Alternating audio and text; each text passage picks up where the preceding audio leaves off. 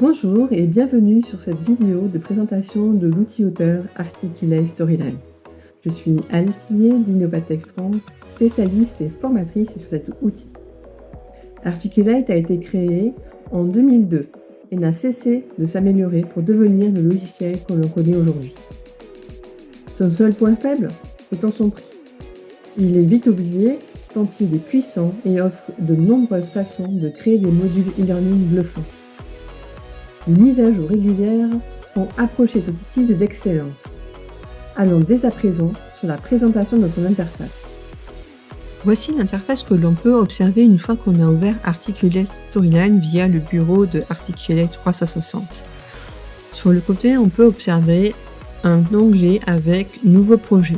En dessous, enregistrement d'écran, on va pouvoir faire des simulations de logiciels et on va pouvoir importer des projets de type PowerPoint, Quizmaker, Engage, etc. etc. En dessous, on va pouvoir voir les projets récemment travaillés. Et en bas, tout à fait en bas, avec Parcourir +2, on va pouvoir attraper un projet, un fichier .story qu'on a sur notre ordinateur.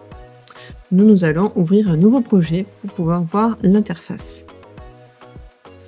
Donc là, on se retrouve sur le Story View avec l'aperçu des différentes scènes de notre projet qui contiennent des diapositives.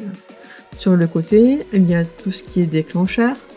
Au-dessus, un bandeau avec différentes options pour insérer des éléments et des onglets qui nous rappellent assez intuitivement le logiciel PowerPoint. Si on va dans une slide, on va pouvoir observer vraiment une interface qui ressemble à PowerPoint, à Word, des choses comme ça. Surtout PowerPoint avec sur le côté les différentes diapositives de notre scène, en bas la barre chronologique et sur le côté les déclencheurs et en dessous les calques de diapositives. En haut, dans le bandeau, nous avons la possibilité d'insérer différents éléments avec l'accueil, mais aussi avec l'onglet insertion. Dans les diapositives, on va pouvoir trouver tout ce qui est cette diapositive de quiz, donc nos questions notées avec les vrais faux, les QCM, etc. Les questions d'enquête qui sont des questions de positionnement en fait.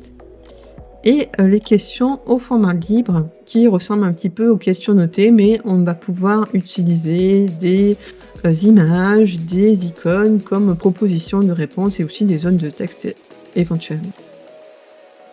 Je vais du coup maintenant vous présenter un projet terminé avec différentes interactions possibles avec Storyline.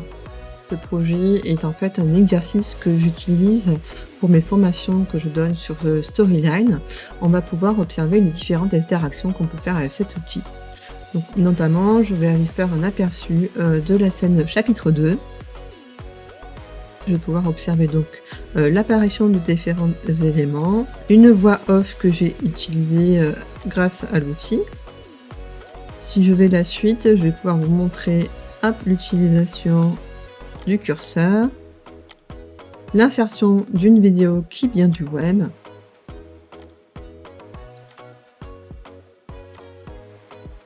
et maintenant je vais vous montrer le chapitre 3. Donc voici une partie quiz avec le calque de retour. Je vais faire une erreur pour vous montrer le calque de retour incorrect. Voici un système de menu déroulant pour pallier en fait au fait qu'il n'y a pas plusieurs trous dans des textes à trous dans Storyline. Ici, c'est un chercher trouve un petit peu comme un Où est Charlie.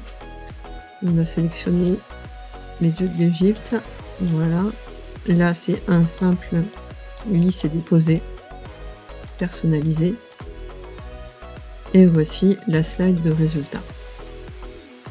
On va pouvoir voir la dernière partie qui est l'une de mes préférées. C'est l'univers 360 qu'on peut créer dans Storyline.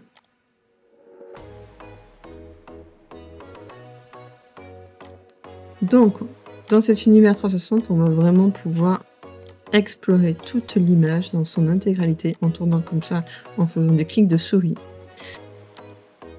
Voilà, et visiter un endroit. J'ai mis des zones de clic pour pouvoir insérer un quiz.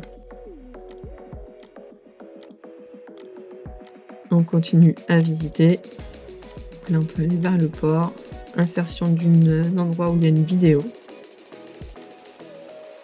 On retourne, on va ici vers le port. Une autre quiz. Hop. Raccourci vers le début. Il nous manque juste le marché à explorer qui est ici, avec un ajout de son, de bruit de marché.